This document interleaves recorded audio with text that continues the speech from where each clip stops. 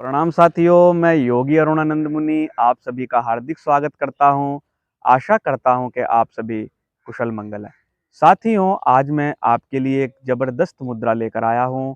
अगर आपको गर्दन में दर्द रहता है, स्लिप डिस्क रहती है, कंधे अकड़ जाते हैं, गर्दन आगे झुकाने पर नेक पेन होता है, गर्दन में स्लिप डिस्क हो गई है, तो यह वीडियो आपके लिए है।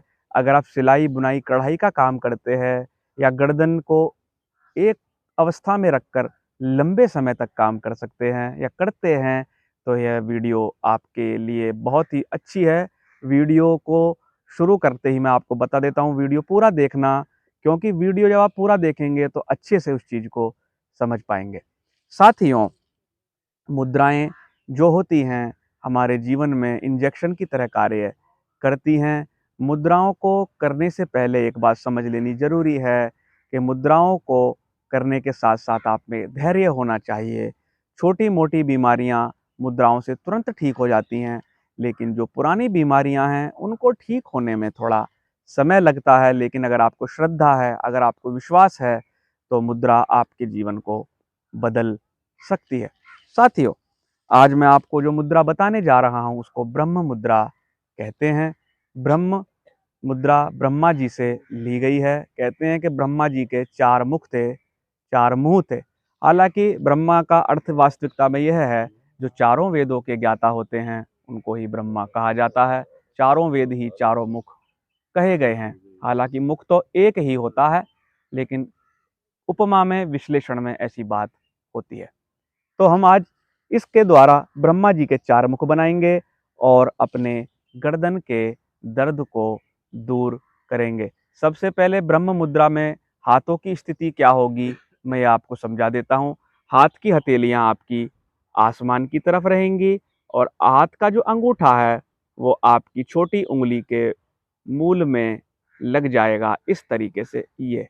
और मुट्ठी बंद कर लेंगे। आपने देखा, मुट्ठी बंद कर ली।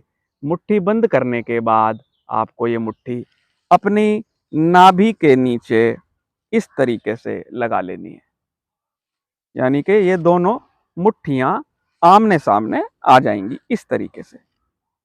एक बार और बता देता हूँ, हथेली आसमान की ओर, अंगूठा आपके छोटी उंगली के नीचे स्पर्श करेगा और आराम से अंगूठे को चारों उंगलियों से दबा लेंगे, लेकिन दबाव ज़्यादा नहीं डालना है। और आपकी जो नाभि के पास प्यूबिक बोन है, यानी थोड़ा सा नाभि के नीचे, आपको ये मुद्रा लगाकर बैठ जाना है। अब आगे क्या करना है, गर्दन के साथ हमको क्रिया करनी है ताकि आपकी गर्दन स्वस्थ रह सके। सबसे पहले किसी भी एक सुखदायक आसन में आप बैठ जाएंगे, कुर्सी पर बैठ जाएंगे या नीचे पालथी मारकर बैठ जाएंगे। वज्रासन में भी बैठ सकते हैं।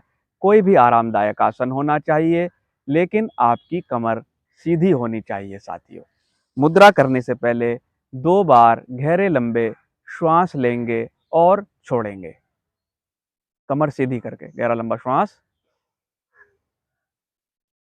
धीरे धीरे श्वास छोड़ेंगे।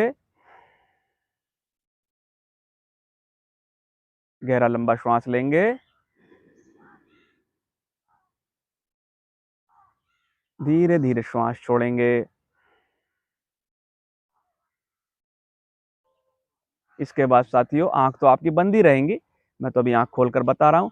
सबसे पहले श्वास लेते हुए गर्दन आपको राइट हैंड के कंधे की ओर ले जानी है। कैसे? श्वास भरते हुए।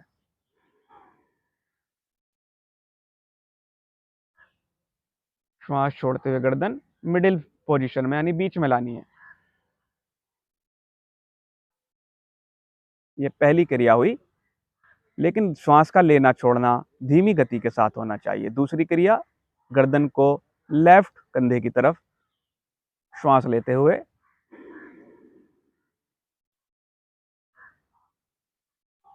श्वास छोड़ते हुए गर्दन बीच में।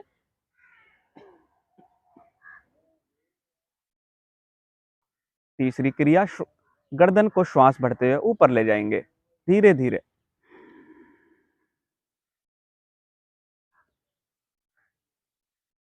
श्वास छोड़ते हुए गर्दन नीचे,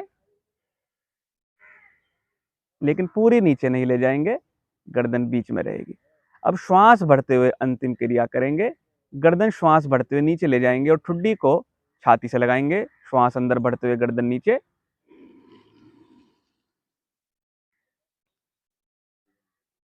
और श्वास छोड़ते हुए गर्दन ऊपर।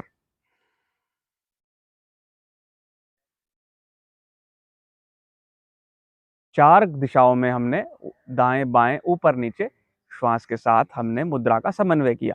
एक बार मैं शॉर्ट में बता देता हूं। श्वास लेते हुए इधर यानी राइट बाजू, श्वास छोड़ते हुए गर्दन बीच में, फिर श्वास लेते हुए लेफ्ट की तरफ, श्वास छोड़ते हुए फिर बीच में,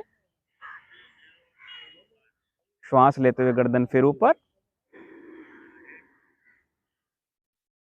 धीरे धीरे नीचे श्वास छोड़ते हुए और श्वास लेते हुए गर्दन नीचे,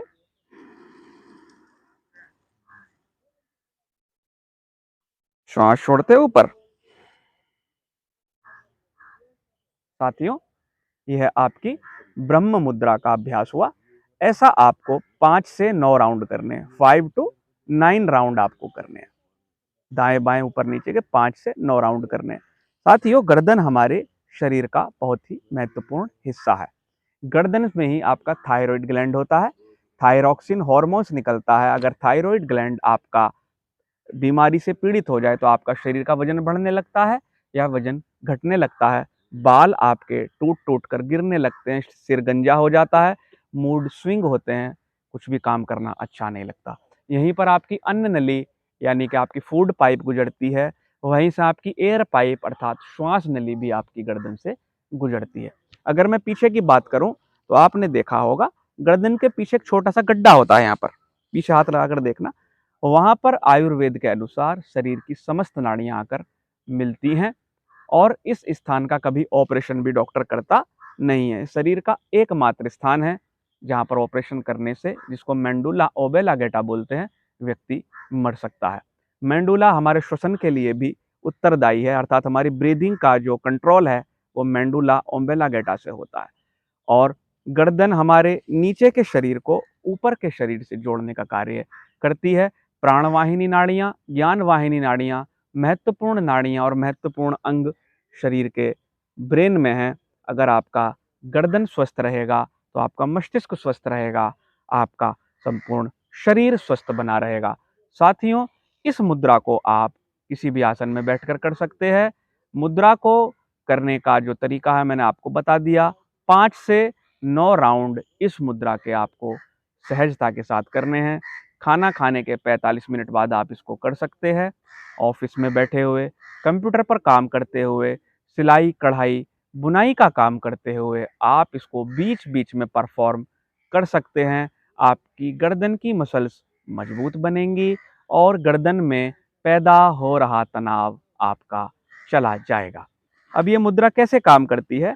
आपका जो अग्नि तत्व है वो आपके वरुण तत्व के नीचे आ जाता है और अन्य जो आपके तत्व हैं जिसमें वायु तत्व, आकाश तत्व, पृथ्वी तत्व, जल तत्व आपके अग्नि तत्व को बैलेंस करने लगते हैं और आपकी गर्दन स्वस्थ बन जाती है। साथियों, इस मुद्रा को आप करना, दूसरों को भी बताना।